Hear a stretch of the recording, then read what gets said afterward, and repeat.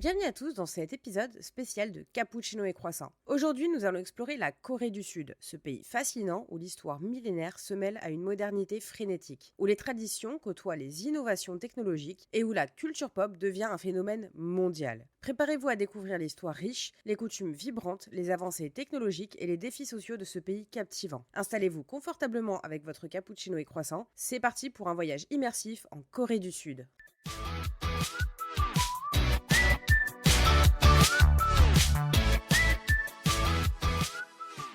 Alors imaginez-vous, en Corée, il y a plus de 2000 ans. Pas de K-pop, ni de drama Netflix, juste 3 royaumes qui se battent pour la suprématie. Goguryeo, Baekje et Silla. Excusez-moi pour les prononciations. Ces royaumes, c'est un peu comme les maisons de Game of Thrones, mais sans les dragons. Quoique, qui sait ce qui se faisait vraiment à l'époque? Goguryeo, situé au nord, était connu pour ses guerriers féroces et ses forteresses imprenables. C'était un peu comme les Vikings de la Corée, sauf qu'ils portaient des vêtements plus sophistiqués. Ils avaient une culture riche, influencée par la Chine, et ont construit des tombes impressionnantes décorées de fresques colorées. Des fresques de guerriers et de chevaux, mais à la coréenne. Au sud-ouest, on avait Baekje, le royaume des artistes et des intellectuels. Si vous pensez que les Coréens d'aujourd'hui sont obsédés par la perfection, vous pouvez remercier Baekje. Ils ont introduit le bouddhisme en Corée et ont été des pionniers en matière de céramique et de sculpture. Leur influence s'est étendue jusqu'au Japon, où ils ont exporté leur culture raffinée. Baekje, c'est un peu le royaume des hipsters avant l'heure. Et enfin Silla, situé au sud-est, qui est passé de petit royaume sous-estimé à superstar de l'unification. Grâce à des alliances intelligentes et une bonne dose de chance, Silla a réussi à unifier les 3 royaumes en 668 après Jésus-Christ. Ils ont dit bon les gars, assez de batailles, faisons un pays. Et c'est ce qu'ils ont fait. L'unification de Silla a marqué le début d'une ère de paix et de prospérité. Avec l'unification sous Silla, on est passé à une époque un peu plus calme, mais tout aussi fascinante. Silla a instauré une période de stabilité politique et culturelle. Ils ont construit des temples bouddhistes magnifiques, des joyaux de l'architecture ancienne qui attirent encore des visiteurs aujourd'hui.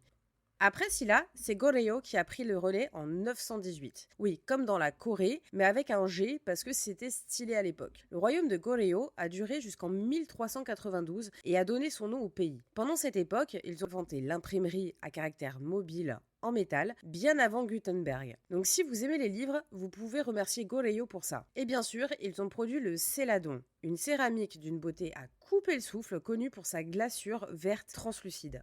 Enfin, parlons de la dynastie Joseon, qui a régné de 1392 à 1910, soit plus de 500 ans. C'est un peu comme si une seule famille régnait sur votre ville depuis la Renaissance jusqu'à aujourd'hui. Sous Joseon, la Corée a vu une explosion de la culture, des sciences et des arts. C'est l'époque où le roi Sejong le Grand a créé le Hangul, l'alphabet coréen, pour rendre la lecture et l'écriture accessibles à tous. Avant ça, ils utilisaient les caractères chinois, et disons que c'était un peu comme essayer d'apprendre à coder en binaire, pas facile pour tout le monde. Joseon a également vu la compilation du Dongyumbogam, un encyclopédie médicale monumentale qui a influencé la médecine traditionnelle coréenne et orientale. Ils étaient à la pointe de la science de leur temps, avec des observatoires astronomiques et des inventions comme le Goebukseon, le fameux bateau tortue utilisé pour défendre la Corée contre les invasions japonaises. Imaginez une sorte de navire de guerre blindé avant l'invention des tanks. Et bien sûr, ils ont perfectionné l'art du thé et la cérémonie du thé coréen, qui est un véritable art de vivre. Si vous trouvez que votre rituel du café du matin est complexe, attendez de voir une cérémonie thé Joseon. Voilà pour ce tour rapide des 3 royaumes, de l'unification sous Silla et de l'ère du royaume de Goryeo jusqu'à la dynastie Joseon. Et vous pensiez que la K-pop était la plus grande contribution de la Corée au monde. Maintenant, imaginez une situation où vous viviez votre vie paisiblement et soudainement, un voisin décide qu'il veut votre maison et impose ses règles. C'est à peu près ce qui est arrivé à la Corée en 1910 lorsque le Japon a annexé la péninsule coréenne, mettant fin à la dynastie Joseon. Pour les Coréens, cette période a été loin d'être une promenade de santé. Sous la domination japonaise, la société coréenne a été profondément transformée. Le Japon a imposé une politique d'assimilation culturelle, essayant d'effacer l'identité coréenne. Les Coréens devaient adopter des noms japonais, parler japonais et même prêter allégeance à l'empereur du Japon. C'était un peu comme si on vous forçait à renier vos racines et à adopter une toute nouvelle culture du jour au lendemain. Et bien sûr, les ressources naturelles et la main-d'œuvre coréenne étaient exploitées sans vergogne pour soutenir l'effort de guerre japonais. C'était une période de répression brutale, de travail forcé et de privatisation des libertés fondamentales.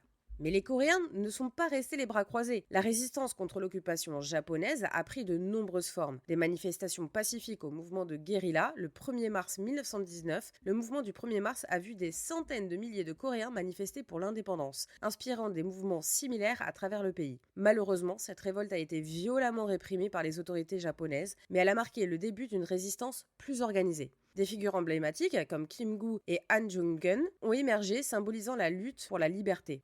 Après la Seconde Guerre mondiale, la Corée espérait enfin retrouver son indépendance. Mais la réalité était bien différente. La péninsule a été divisée en deux zones d'occupation. Le nord, contrôlé par l'Union soviétique, et le sud, par les États-Unis. Cette division a conduit à la création de deux États distincts en 1948, la République de Corée, Corée du Sud, et la République populaire démocratique de Corée, la Corée du Nord. En 1950, les tensions ont atteint leur paroxysme lorsque la Corée du Nord, soutenue par l'Union soviétique et la Chine, a envahi la Corée du Sud. La guerre de Corée a éclaté, entraînant des combats intenses et dévastateurs pendant 3 ans. C'était un conflit brutal, avec des combats de tranchées, des bombardements massifs et des millions de civils déplacés.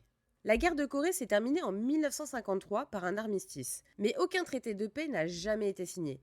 La péninsule est restée divisée par la zone démilitarisée, DMZ, l'une des frontières les plus militarisées au monde. Cette division a eu des conséquences profondes et durables. Les familles ont été séparées, les économies ont évolué de manière radicalement différente, et les tensions politiques et militaires restent élevées à ce jour. C'est un peu comme un vieux conflit familial qui ne se résout jamais, sauf qu'ici, on parle de missiles et de menaces nucléaires. Pour la Corée du Sud, la guerre a marqué le début d'une période de reconstruction intense et de développement rapide. Soutenue par les États-Unis, elle s'est transformée en une puissance économique mondiale. La Corée du Nord, quant à elle, est devenue un État totalitaire isolé, connu pour son culte de la personnalité et ses provocations militaires. Ainsi, de la domination japonaise à la guerre de Corée, la Corée du Sud a traversé des épreuves incroyablement difficiles. Mais ces épreuves ont aussi forgé une nation résiliente et déterminée à se construire un avenir meilleur. Après la guerre de Corée, la Corée du Sud ressemblait à un champ de ruines. Imaginez une terre dévastée, sans infrastructure et une économie au bord du gouffre. Mais comme un phénix renaissant de ses cendres, le pays a entamé une reconstruction impressionnante. Dans les années 1960, la Corée du Sud a lancé une série de plans quinquennaux pour stimuler l'économie. Avec une détermination à toute épreuve et une volonté de faire, ils ont transformé des marécages en zones industrielles. Le gouvernement, sous la houlette du président Park Chung-hee, a investi massivement dans l'éducation, les infrastructures et l'industrialisation. Les conglomérats familiaux, connus sous le nom de chaebol, comme Samsung, Hyundai et LG, sont devenus les moteurs de cette croissance. C'était un peu comme regarder une start-up passer de son garage à une multinationale en un temps record. En quelques décennies, la Corée du Sud est passée d'un des pays les plus pauvres au monde à une économie de premier plan. Le PIB par habitant a explosé et le pays a commencé à exporter des produits de haute technologie, des voitures et plus tard de la pop culture. Mais tout n'était pas tout rose. Le régime autoritaire de Park Chung-hee a maintenu une poigne de fer sur le pays, réprimant les dissidences et limitant les libertés. Après son assassinat en 1979, la Corée du Sud a traversé une période de troubles politiques. En 1980, le soulèvement de Gwangju, où des milliers de manifestants ont été violemment réprimés par le gouvernement militaire, a marqué un tournant. Les images de la répression ont choqué la nation et galvanisé le mouvement démocratique. Les années 1980 ont été marquées par des manifestations massives, des grèves et une pression constante pour la démocratie. En 1987, sous la pression populaire, le gouvernement a finalement cédé et mis en place des élections présidentielles directes. Avance rapide jusqu'à aujourd'hui. Et la Corée du Sud est une puissance économique et culturelle mondiale. Séoul, avec ses gratte-ciel futuristes et ses rues animées, est un symbole de la modernité et de l'innovation. Le pays est un leader mondial dans des technologies de pointe, les voitures écologiques et bien sûr la K-pop. Sur le plan culturel, la Hallyu, ou vague coréenne, a conquis le monde. BTS remplit des stades internationaux et les K-dramas sont binge-watchés sur Netflix par des millions de personnes. Le cinéma coréen n'est pas en reste, avec des réalisateurs comme Bong Joon-ho qui raflent des Oscars avec des films comme Parasite. En termes d'éducation, le pays est également en tête.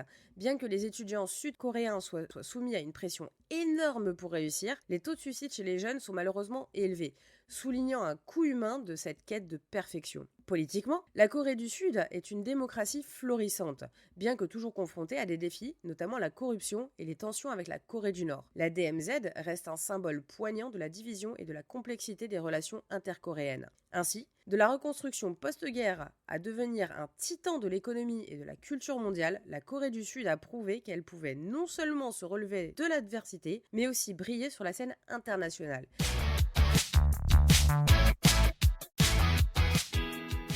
Passons maintenant à quelque chose de plus coloré et festif, les traditions et coutumes coréennes. On parle de hanbok, de fêtes et de cérémonies qui donneraient envie à n'importe qui. Enfin, avec un tant soit peu de curiosité, bien évidemment. Commençons par le hanbok, la tenue traditionnelle coréenne. Le hanbok est une explosion de couleurs vives et de lignes épurées, conçue pour être à la fois beau et pratique. Les femmes portent des jupes longues et des vestes courtes, tandis que les hommes arborent des pantalons amples et des vestes élégantes. C'est un peu comme si la mode coréenne avait décidé de combiner confort et élégance à la perfection. Le hanbok n'est pas seulement une tenue pour les occasions spéciales, mais il est aussi un symbole de l'identité culturelle coréenne. Chaque élément du hanbok a une signification particulière, des motifs brodés aux couleurs choisies. Par exemple, le rouge symbolise la joie et la fête, tandis que le bleu représente la pureté. Porter un hanbok, c'est un peu comme enfiler une part d'histoire et de culture. Ensuite, parlons des fêtes traditionnelles qui rythment la vie en Corée. Encore une fois, excusez mon accent, je ne parle pas coréen, malheureusement. Deux des plus importantes sont Chuseok et Seolal. Chuseok, c'est un peu comme l'équivalent coréen de Thanksgiving, mais avec plus de kimchi et moins de dinde. Cette fête des récoltes, célébrée à la mi-automne, est l'occasion pour les familles de se réunir, de rendre hommage à leurs ancêtres et de manger beaucoup trop de nourriture délicieuse. Les familles préparent des offrandes de riz, de fruits et de vin de riz pour honorer les esprits des ancêtres. Et bien sûr, il y a des jeux traditionnels et des danses, comme la danse des masques de Talchum. Imaginez une fête où vous combinez gastronomie, histoire et culture, le tout avec une ambiance chaleureuse. Seolal, le nouvel an lunaire, est l'autre moment de l'année. C'est le moment où les familles se rassemblent pour célébrer le passage à une nouvelle année avec des rituels ancestraux, des jeux et bien sûr de la nourriture. Le plat traditionnel de Seolal est le taeguk, une soupe de gâteau de riz qui symbolise la croissance et la prospérité. En gros, manger un bol, c'est un peu comme gagner une année de vie supplémentaire. Je me trouve ridicule à essayer de dire les noms. Voilà, c'est posé par là, on continue. Les enfants portent des hanbok neufs, effectuent des révérences appelées CB devant leurs aînés et reçoivent de l'argent en échange. C'est encore mieux que la souris des dents ou la fée des dents. Ça dépend d'où vous venez.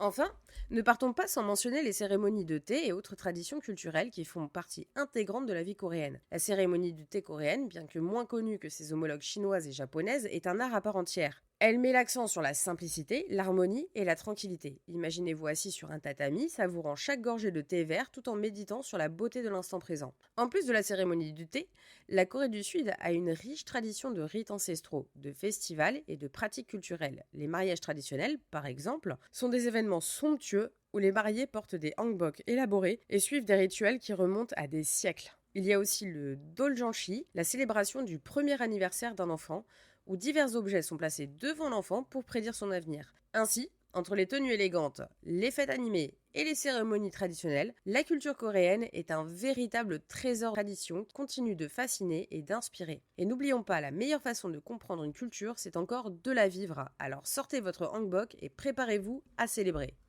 Un sujet qui mettra sûrement l'eau à la bouche, la cuisine coréenne. Préparez-vous à saliver et peut-être même à planifier votre prochain repas coréen, parce que cette partie va être aussi savoureuse que possible. Commençons par le kimchi, ce condiment piquant et fermenté qui est à la Corée ce que le croissant est à la France. Le kimchi, c'est du chou, ou d'autres légumes fermentés avec du piment, de l'ail, du gingembre et une bonne dose de patience. Ce n'est pas juste un accompagnement, c'est une véritable institution culinaire. Les Coréens en mangent à tous les repas, et chaque famille a sa propre recette secrète transmise de génération en génération. Et en bonus, c'est super bon pour la santé grâce à ses probiotiques naturels. Ensuite, parlons de bibimbap, qui signifie littéralement riz mélangé. Ce plat est un festival de couleurs et de saveurs dans un bol. Imaginez du riz chaud, garni de légumes sautés, de viande marinée, d'un œuf au plat et de gochujang, de la pâte de piment. Chaque bouchée est une explosion de texture et de goût, un véritable arc-en-ciel gastronomique. C'est le plat parfait pour les jours où vous ne savez pas quoi manger, parce que vous pouvez y mettre à peu près de tout ce que vous avez sous la main. Et enfin, le bulgogi, qui signifie viande de feu. Ce plat emblématique est fait de fines tranches de bœuf marinées avec une sauce sucrée-salée à base de sauce soja, de sucre, de sésame, d'ail et de poire coréenne. La viande est ensuite grillée à la perfection. Imaginez des tranches de bœuf fondantes qui explosent de saveur à chaque bouchée. Et bien sûr, le bulgogi se mange souvent enroulé dans une feuille de laitue avec du riz et des banchan.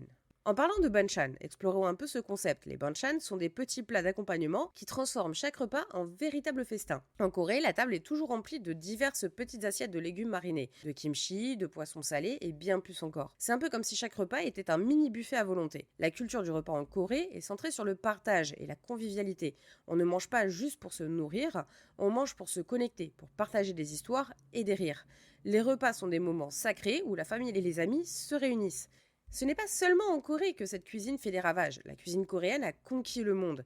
Des restaurants coréens poussent comme des champignons dans toutes les grandes villes internationales. Le kimchi est devenu un condiment à la mode, le bibimbap est proposé dans les food trucks et des restaurants branchés. Des chefs célèbres comme David Chang ont popularisé la cuisine coréenne en intégrant des éléments traditionnels dans leur création moderne. Des émissions de cuisine aux réseaux sociaux, ça regorge de recettes coréennes adaptées pour le public international. Même les grandes chaînes de supermarchés commencent à stocker des produits coréens. Maintenant, on va voir ce qui fait briller la culture coréenne au-delà des K-dramas et de la K-pop, les arts et l'artisanat. Préparez vos pinceaux et vos tournettes de potier, on plonge dans un monde de beauté et de précision. Commençons par la calligraphie. Si vous pensez que votre écriture manuscrite est stylée, attendez de voir la calligraphie coréenne. C'est un art qui transforme chaque caractère en une œuvre d'art. Utilisant le pinceau et l'encre de Chine, les calligraphes coréens créent des œuvres qui sont autant des démonstrations de virtuosité technique que des expressions de sentiments profonds.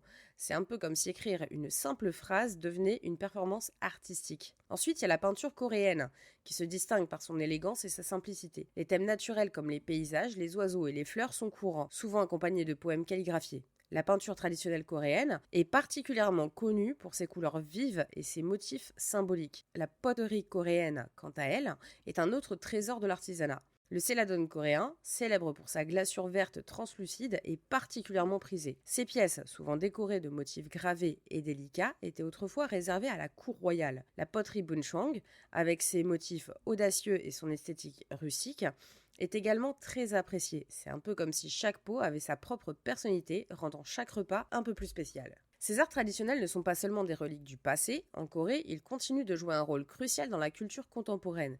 Les musées et les galeries d'art mettent en valeur ces œuvres et de nombreux artistes contemporains s'inspirent de ces traditions pour créer des œuvres modernes. Les festivals d'art et les marchés artisanaux permettent également de maintenir ces traditions vivantes et accessibles. C'est comme si chaque génération ajoutait sa touche personnelle à un chef-d'œuvre en constante évolution. Un autre domaine qui influence profondément la société coréenne, c'est la philosophie et la religion. Le confucianisme, importé de Chine, a profondément marqué la société coréenne. Vous pensez que les valeurs de respect, d'honneur et de hiérarchie sont dépassées ? Pas en Corée. Le confucianisme met l'accent sur les relations humaines harmonieuses, l'importance de la famille et le respect des aînés. Cela se traduit par des comportements sociaux très structurés et une grande importance accordée à l'éducation et aux rites. Par exemple, les salutations coréennes avec leurs courbettes respectueuses sont directement influencées par le confucianisme. Les rites ancestraux, où les familles honorent leurs ancêtres par des offrandes et des prières, sont encore largement pratiqués. Et bien sûr, les valeurs confucéennes sont omniprésentes dans la vie quotidienne, des relations professionnelles aux interactions familiales. Le bouddhisme, arrivé en Corée au IVe siècle, a également laissé une empreinte indélébile. Les temples bouddhistes en Corée sont des havres de paix et de sérénité. Souvent situés dans des paysages naturels époustouflants, prenez par exemple le temple de Bulguksa à Gyeongju, un chef-d'œuvre de l'architecture bouddhiste, ou la grotte de Seogguram, un ermitage où repose une magnifique statue de Bouddha entourée de reliefs détaillés. Ces sites ne sont pas seulement des lieux de culte, mais aussi des trésors artistiques et historiques. Le bouddhisme a également influencé la culture coréenne à travers les pratiques comme la méditation et les cérémonies du thé. Les retraites dans les temples, où les visiteurs peuvent vivre comme des moines pendant quelques jours, sont de plus en plus populaires. C'est un peu comme une cure de désintoxication numérique, mais avec plus de chants et de prières. Ainsi, entre le confucianisme qui structure la société et le bouddhisme qui nourrit l'âme, la Corée du Sud est un pays où la philosophie et la religion continuent de guider les comportements et les valeurs. Et tout cela se fait avec une élégance et une profondeur qui rappellent chaque instant la richesse de cette culture millénaire.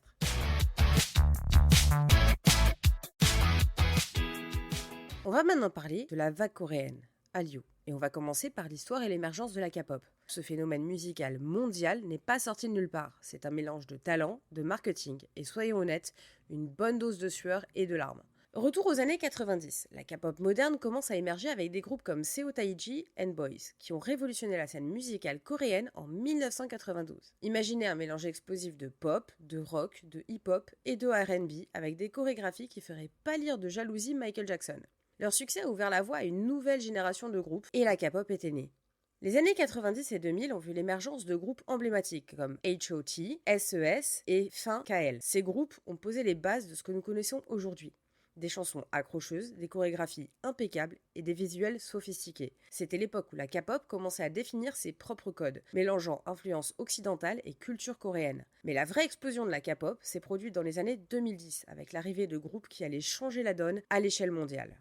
Parlons d'abord de BTS, ce petit groupe qui, sans exagérer, a conquis le monde entier. Débutant en 2013 sous le label Big Hit Entertainment, BTS a rapidement capté l'attention avec leurs paroles introspectives, leurs performances énergiques et leur engagement envers leurs fans, les ARMYs. Ils ont brisé les barrières linguistiques, devenant les premiers artistes coréens à se produire et à remporter des prix lors des American Music Awards, des Billboard Music Awards et même des Grammy Awards. Leur impact est tel qu'ils sont souvent invités à l'ONU pour parler de sujets comme la santé mentale et l'auto-acceptation. Ensuite, Blackpink, ce quatuor féminin de YG Entertainment, a fait irruption sur la scène en 2016 et n'a cessé de grimper depuis. Avec des titres comme Du Du Du Du et Kill This Love, elles sont devenues les reines incontestées de la K-pop. Leur influence s'étend au-delà de la musique, devenant des icônes de mode et des ambassadrices de grandes marques comme Chanel et Dior. Blackpink a réussi à combiner une esthétique féroce avec des performances électrisantes captivant un public mondial. Autre exemple, EXO, formé par SM Entertainment en 2012, est un autre titan de la K-pop. Connu pour leurs concepts élaborés et leur chorégraphie impressionnante, EXO a dominé les charts coréens et internationaux. Leur fanbase, appelée EXO-L, est une des plus dévouées et leur influence s'étend sur toute l'Asie. EXO a également contribué à populariser le concept d'unité au sein d'un même groupe, avec des sous-groupes comme EXO-K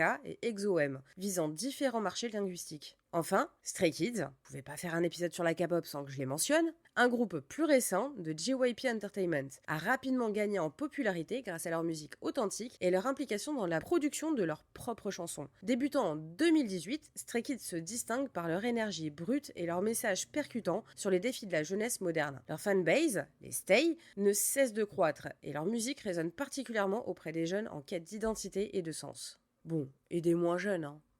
Mais derrière ces succès scintillants se cache un système d'entraînement rigoureux et parfois impitoyable. Les agences de K-pop comme SM Entertainment, YG Entertainment, JYP Entertainment et Big Hit Entertainment recrutent de jeunes talents dès le plus jeune âge. Ces aspirants idoles, souvent appelés trainees, passent des années à s'entraîner dans des conditions intenses. Ils perfectionnent leurs compétences en chant, en danse, en rap et même en langue étrangère. L'entraînement est incroyablement compétitif. Peu de trainees parviennent à débuter officiellement. Et ceux qui réussissent doivent faire face à une pression constante pour performer et maintenir une image publique irréprochable. Ce système a produit des talents exceptionnels, mais il a aussi été critiqué pour son côté inhumain, avec des horaires exténuants et peu de temps libre. Les idoles de la K-pop sont aussi soumises à des contrats stricts qui régissent leur vie personnelle et professionnelle. Relations amoureuses interdites, comportement public surveillé, chaque aspect de leur vie est contrôlé pour préserver leur image et celle de l'agence. Malgré ces défis, les idoles de la K-pop continuent de captiver des millions de fans à travers le monde, prouvant que derrière chaque performance spectaculaire, il y a des années de travail acharné et de dévouement. Et voilà comment la K-pop, née dans les rues de Séoul, est devenue un phénomène global, redéfinissant la musique pop et inspirant une nouvelle génération d'artistes. Passons maintenant à un autre joyau de la culture sud-coréenne, les K-dramas et le cinéma coréen. Les K-dramas, ou dramas coréens, ont commencé à gagner en popularité dans les années 90 avec des séries comme What is Love et Star in My Heart. Ces premiers succès ont ouvert la voie à une véritable explosion de contenu au début des années 2000. Des séries emblématiques comme Winter Sonata et Autumn in My Heart ont captivé le public avec leurs histoires d'amour poignantes et leurs twists dramatiques. C'était le début d'une nouvelle ère où les spectateurs étaient prêts à sacrifier des heures de sommeil pour binge-watcher ces séries addictives. Aujourd'hui, les K-dramas ont évolué pour devenir des phénomènes mondiaux, notamment grâce à des plateformes de streaming comme Netflix. Des séries comme Crash Landing on You, Kingdom et Itaewon Class ont trouvé un public international, attirant les fans de tout horizon. Les K-dramas se distinguent par leurs intrigues bien ficelées, leurs personnages attachants et leur production de haute qualité. Il existe une incroyable diversité de genres de K-dramas, chacun offrant quelque chose d'unique pour attirer un public varié. Explorons quelques-unes de ces catégories les plus populaires et les séries emblématiques qui les représentent. Les dramas romantiques sont probablement les plus populaires. Ils offrent des histoires d'amour émouvantes et souvent complexes qui captivent les spectateurs. Des exemples incontournables incluent What's Wrong with Secretary Kim, où un vice-président de société essaie de comprendre pourquoi sa secrétaire veut démissionner après 9 ans de service. Un autre classique est Crash Landing on You, qui raconte l'histoire d'une héritière sud-coréenne qui atterrit accidentellement en Corée du Nord et tombe amoureuse d'un officier nord-coréen. Pour ceux qui préfèrent un peu plus d'adrénaline, les K-dramas d'action offrent des scènes de combat spectaculaires et des intrigues palpitantes. The K2 est un excellent exemple mettant en scène un garde du corps avec un passé mystérieux qui se retrouve mêlé à des luttes de pouvoir politique. Vagabond est un autre must-watch avec une histoire de complot international et de vengeance après un accident d'avion suspect. Les dramas historiques, ou sageuk, plongent les spectateurs dans des intrigues politiques et les romances de l'époque de Joseon ou d'autres périodes historiques coréennes. Un Presky raconte l'histoire épique d'une esclave devenue impératrice de l'empire de Yuan. Warrior Baekdangsu qui se concentre sur un groupe de jeunes guerriers sous le règne du roi Jeongjo de la dynastie Joseon, mêlant faits historiques et fiction dans une histoire de courage et de loyauté. C'était personnellement mon tout premier K-drama et celui qui m'a rendu addict. Les thrillers coréens sont connus pour leur intrigue captivant et leur retournement de situation imprévisible. Signal utilise une radio mystérieuse pour connecter un détective du présent avec un du passé afin de résoudre des affaires non résolues. Stranger est un autre excellent thriller avec une histoire de corruption au sein du système judiciaire. Les dramas fantasy mêlent éléments surnaturels et histoires humaines poignantes. Gobelin, également connu sous le nom de Guardian, The Lonely and Great God, raconte l'histoire d'un gobelin immortel à la recherche de son épouse humaine pour mettre fin à sa vie éternelle. Hôtel del Luna suit une auberge pour esprits dirigée par une femme maudite à gérer cet hôtel pendant des siècles. Pour ceux qui cherchent à rire tout en suivant une belle histoire d'amour, les comédies romantiques sont parfaites. My Love from the Star combine romance et science-fiction avec l'histoire d'un extraterrestre qui tombe amoureux d'une actrice. Strong Woman Do Bong-soon est une autre série populaire centrée sur une femme dotée d'une force surhumaine qui devient garde du corps pour un PDG. Ces catégories montrent la diversité et la richesse des K-dramas, capables de captiver un large éventail de spectateurs grâce à des histoires bien écrites, des personnages attachants et des productions de haute qualité. Que vous soyez fan de romance, d'action ou de fantastique, il y a forcément un K-drama qui vous conviendra. Le cinéma coréen n'est pas en reste lorsqu'il s'agit de conquérir le monde. Commençons par le film qui a mis tout le monde d'accord, Parasite de Bong Joon-ho. Ce thriller satirique a non seulement remporté la Palme d'Or à Cannes en 2019, mais a aussi raflé 4 Oscars, dont celui du meilleur film. C'est un exploit historique, car Parasite est le premier film en langue étrangère à remporter ce prix. Le film explore les inégalités sociales de manière poignante et brutale, avec une réalisation magistrale et des performances époustouflantes. C'est un peu comme si le cinéma coréen avait dit « on est là et on est là pour rester ». Avant Parasite, il y avait Old Boy de Park Chan-wook. Ce thriller psychologique, avec ses scènes de combat inoubliables et son scénario tortueux, a gagné le Grand Prix au Festival de Cannes en 2004. Old Boy est devenu un film culte, connu pour son twist final choquant et sa réalisation impeccable. C'est le genre de film qui vous laisse bouche bée et vous oblige à repenser tout ce que vous venez de voir. Le cinéma coréen est également riche en films d'autres genres, du mélodrame au film d'action en passant par l'horreur. Les réalisateurs comme Kim Ki-duk, Hong Sang-soo et Lee Chang-dong ont également contribué à placer le cinéma coréen sur la carte mondiale avec leurs œuvres uniques et souvent provocantes. Ainsi, entre les K-dramas qui font pleurer, rire et réfléchir des millions de téléspectateurs et le cinéma coréen qui continue de repousser les limites de la narration visuelle, la Corée du Sud a prouvé qu'elle est une force incontournable dans l'industrie du divertissement. Et ce n'est que le début, car chaque année apporte son nouveau lot de talents et de nouvelles histoires prêtes à captiver le monde entier.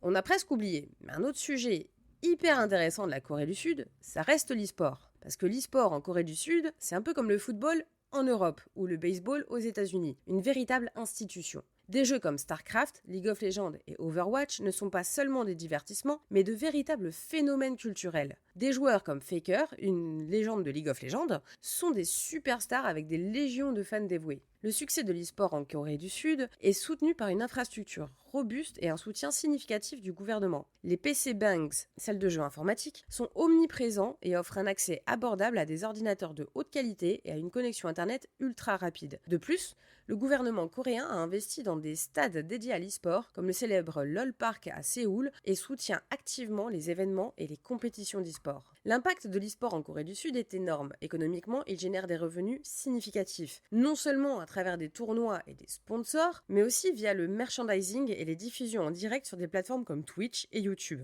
Socialement, l'e-sport a créé des communautés dynamiques et a même influencé la culture populaire, avec des émissions de télévision dédiées, des dramas sur le thème des jeux et une reconnaissance croissante des athlètes e-sportifs comme des célébrités à part entière. Cependant, tout n'est pas rose dans le monde de l'e-sport non plus. Les joueurs font face à une pression intense, avec des horaires d'entraînement exténuants et une carrière souvent courte en raison de l'épuisement et des blessures. De plus, l'industrie doit également faire face à des problèmes comme les jeux d'argent illégaux et les scandales de match-fixing qui ternissent l'image du secteur.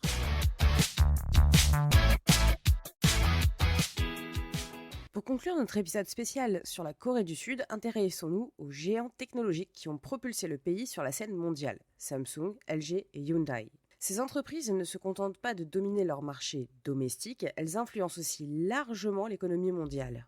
Samsung est un nom incontournable dans l'électronique grand public. Fondée en 1938, cette entreprise a su diversifier ses activités pour devenir un leader mondial dans des domaines variés, allant des smartphones aux téléviseurs, en passant par les semi-conducteurs et les appareils électroménagers. Imaginez un monde sans Samsung, pas de Galaxy S, pas de téléviseur OLED et probablement un peu moins de technologies innovantes dans nos vies quotidiennes. Samsung est aussi un acteur majeur dans l'industrie des batteries pour véhicules électriques, VE, et les panneaux OLED, deux secteurs en pleine expansion.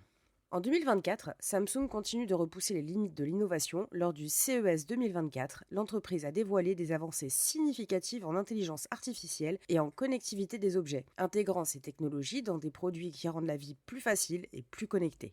LG, une autre entreprise emblématique, est connue pour ses produits électroniques de haute qualité, notamment ses téléviseurs OLED, ses appareils électroménagers innovants et ses solutions énergétiques. LG Display, une filiale de LG, est un leader mondial dans la fabrication de panneaux OLED, utilisés dans les téléviseurs, les smartphones et même les tableaux de bord des voitures. LG ne se contente pas de produire des gadgets cool, l'entreprise est également un acteur clé dans la transition vers l'énergie plus verte, avec des investissements massifs dans les batteries pour VE et les technologies de stockage d'énergie. Par exemple, LG Energy Solutions collabore avec des entreprises automobiles comme Hyundai pour développer des batteries de nouvelle génération qui alimenteront les voitures électriques de demain. Hyundai Motor Group, qui comprend également les marques Kia et Genesis, est l'un des plus grands constructeurs automobiles au monde. Mais Hyundai ne se contente pas de fabriquer des voitures, il réinvente la mobilité. L'entreprise a fait des pas de géant dans le domaine des véhicules électriques avec ses modèles comme l'Ioniq 5 et le Kia EV6, qui offrent des performances impressionnantes et des technologies de pointe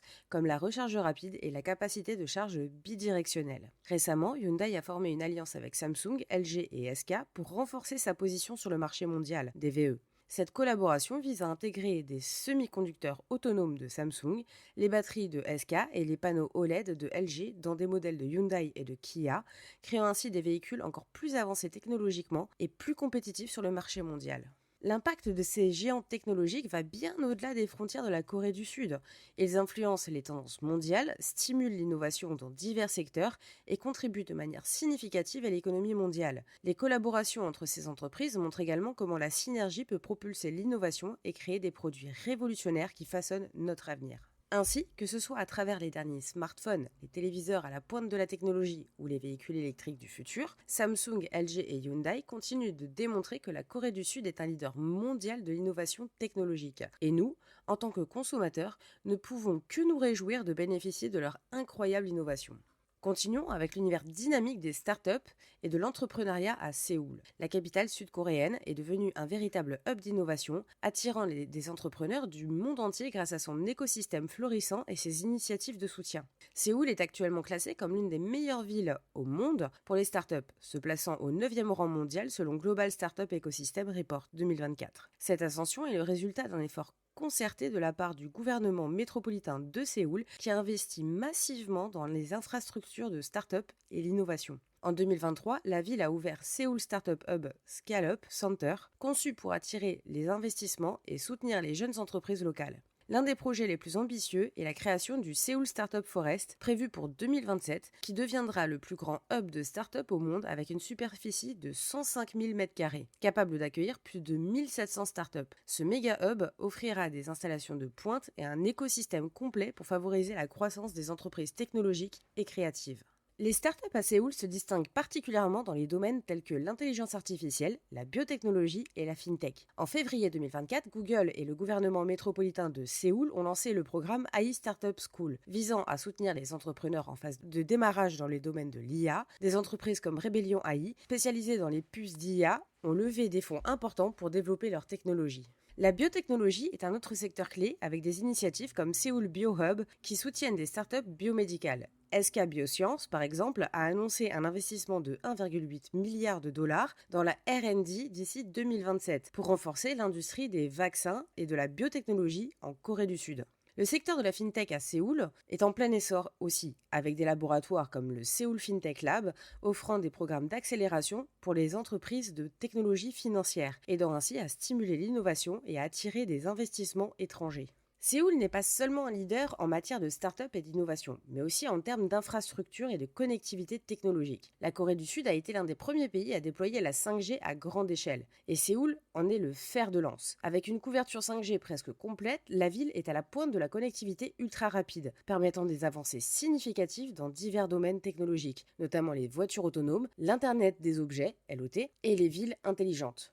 Séoul se transforme en une ville intelligente avec des initiatives visant à améliorer la durabilité et l'efficacité énergétique. La ville utilise des technologies avancées pour gérer les ressources, améliorer les services publics et réduire les émissions de carbone. Par exemple, des projets de ville intelligente intègrent des systèmes de transport intelligents, des infrastructures de recharge pour véhicules électriques et des solutions de gestion des déchets plus efficaces. En résumé, Séoul est l'une des villes qui ne cesse de se réinventer grâce à son écosystème start-up dynamique, ses investissements stratégiques dans les technologies de pointe et son engagement envers la durabilité. C'est un exemple éclatant de la manière dont une ville peut combiner tradition et innovation pour se positionner comme un leader mondial de l'innovation technologique. La technologie ne façonne pas seulement l'économie sud-coréenne, elle influence également profondément la société et la culture du pays. La Corée du Sud est à la pointe de l'innovation technologique mondiale, et cela se reflète dans la vie quotidienne de ses citoyens. Avec une pénétration Internet de 97,2% et un taux d'utilisation des smartphones parmi les plus élevés au monde, la connectivité est omniprésente. Les plateformes de commerce électronique, par exemple, sont utilisées non seulement par les jeunes, mais aussi par les personnes âgées, ce qui témoigne de l'intégration technologique à tous les niveaux de la société. En fait, 84% des personnes dans la cinquantaine et 57% dans la soixantaine achètent en ligne. L'adoption massive des réseaux sociaux, avec YouTube atteignant 85,6% de la population et Instagram 45,2%, montre à quel point ces plateformes sont centrales dans la culture moderne. Cependant, cette hyperconnectivité soulève également des défis importants.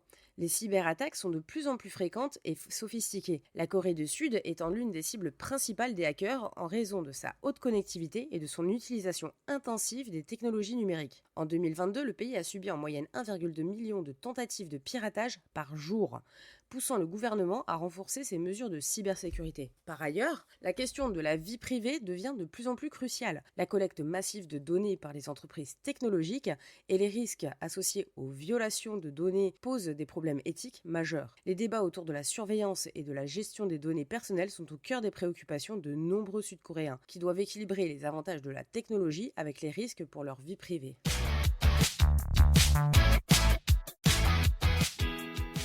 Après avoir exploré les nombreux aspects positifs et innovants de la Corée du Sud, il est crucial de reconnaître certaines déviances culturelles qui contrebalancent cette image idyllique. Cela permet de fournir une perspective plus complète et nuancée du pays. Malgré les progrès réalisés, la Corée du Sud continue de lutter contre des problèmes de violence sexuelle et de genre. Le cas de crimes sexuels, y compris les molkas, caméras cachées filmant des femmes à leur insu, sont un problème persistant. En 2021, 51% des femmes interrogées ont déclaré craindre de devenir victimes de violences sexuelles en utilisant les toilettes publiques ou en prenant un taxi seul. De plus, les lois sur les crimes sexuels restent strictes et peu adaptées, souvent interprétées de manière à favoriser les agresseurs sous prétexte de circonstances atténuantes comme l'ivresse. Et pour les Occidentaux qui voudraient aller visiter ce pays, ou les personnes non coréennes globalement, je vous laisse aller voir sur internet ce que signifie le White Horse ou le Dark Horse par chez eux. Voilà.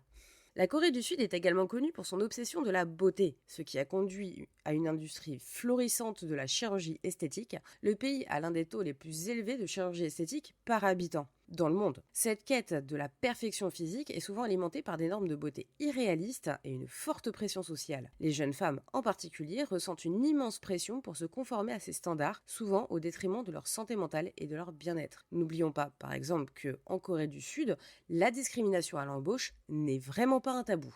Le patriarcat reste profondément ancré dans la société coréenne. Le pays est souvent classé parmi les derniers pays de l'OCDE en matière d'égalité des sexes. Les femmes sont sous-représentées dans la politique et les postes de direction, et elles sont souvent moins bien payées que leurs homologues masculins pour un travail équivalent. Cette inégalité persistante a conduit à des mouvements féministes de plus en plus visibles. Mais le féminisme reste un sujet controversé et souvent tabou, suscitant des réactions virulentes dans certains segments de la société. Le système éducatif coréen, bien qu'efficace, est également extrêmement compétitif et stressant. Les élèves subissent une pression immense pour réussir, ce qui conduit à des taux élevés d'anxiété, de dépression et même de suicide parmi les jeunes. La société coréenne dans son ensemble est marquée par des niveaux élevés de stress exacerbés par des attentes professionnelles intenses et une culture du surmenage. La violence domestique est un autre problème grave en Corée du Sud. Malgré les efforts du gouvernement pour lutter contre ce fléau, les victimes ont souvent du mal à obtenir justice en raison de stéréotypes de genre et de stigmates sociaux. L'alcoolisme est également répandu, souvent utilisé comme un moyen d'échapper aux pressions quotidiennes,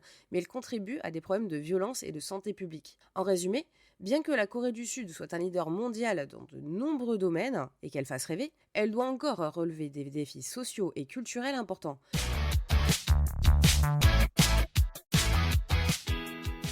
Et voilà, notre exploration de la Corée du Sud touche à sa fin. La Corée du Sud est un mélange vibrant de passé et de futur, de beauté et de complexité. Alors que pensez-vous des sacrifices nécessaires pour concilier tradition et modernité? La quête de l'innovation justifie-t-elle les défis éthiques et sociaux auxquels nous faisons face? Peut-on continuer à avancer technologiquement sans exacerber les inégalités sociales? Comment la pression culturelle pour atteindre des standards de beauté irréalistes influence-t-elle la santé mentale des jeunes? Merci d'avoir écouté cet épisode de Cappuccino et Croissant. Si vous avez apprécié ce voyage culturel et ce nouveau format, n'oubliez pas de vous abonner, de partager le podcast et de laisser vos commentaires. Votre soutien est essentiel. Pour ceux qui veulent aller plus loin et soutenir l'émission, rendez-vous sur ma plateforme de financement participatif. Chaque contribution, même la plus modeste, m'aide à continuer à explorer et à partager avec vous. Je vous laisse avec une dernière question.